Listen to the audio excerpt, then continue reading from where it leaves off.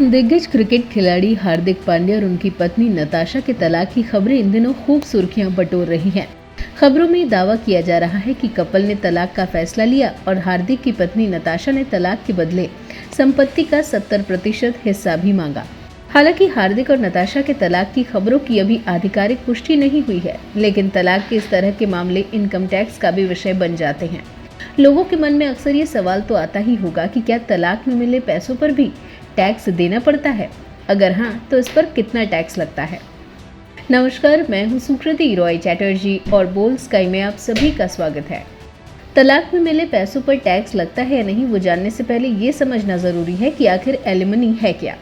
तलाक के बाद पति की ओर से पत्नी को भरण पोषण के लिए रकम दी जाती है, उसे ही एलिमनी या गुजारा भत्ता कहते हैं। हिंदू मैरिज एक्ट के तहत कोर्ट पत्नी को तलाक के बाद जीवन यापन के लिए स्थायी गुजारा भत्ता दे सकता है। ज्यादातर मामलों में पत्नी को भत्ता मिलता है और पति उसका भुगतान करता है।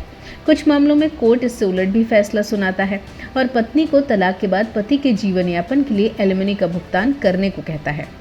एलिमनी तय करने का कोई स्टैंडर्ड फॉर्मूला नहीं है। कोर्ट इस मामले में दोनों पक्षों की परिस्थितियों के हिसाब से ही तय करता है। दोनों की कमाई, उनकी चल अचल संपत्तियां, बच्चे जैसे कई फैक्टर पर गौर करने के बाद एलिमनी की रकम तय होती है।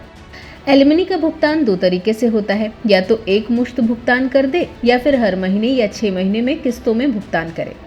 भारत के इनकम टैक्स कानून में एलिमनी को लेकर अलग से कोई प्रावधान नहीं है। ऐसे में टैक्स के नियमों का लागू होना इस बात पर निर्भर करता है कि एलिमनी का भुगतान किस तरह से किया जा रहा है। एक बार में एलिमनी के लिए जाने वाले भुगतान को कैपिटल रिसिप्ट माना गया है। आयकर कानून कैपिटल रिसिप्ट को कानून नहीं मानता, मतलब एक मुश्त गुजारा भत्ता मिलने पर टैक्स की कोई देनदारी नहीं बनती। लेकिन अगर मासिक या तिमाही आधार पर किश्तों में भुगतान किया जा रहा है, तब इनकम टैक्स की देनदारी बन जाती है। इस तरह किए जाने वाले भुगतान को रेवेन्यू रिसिप्ट माना जाता है, जो भारत के आयकर कानून के हिसाब से इनकम है।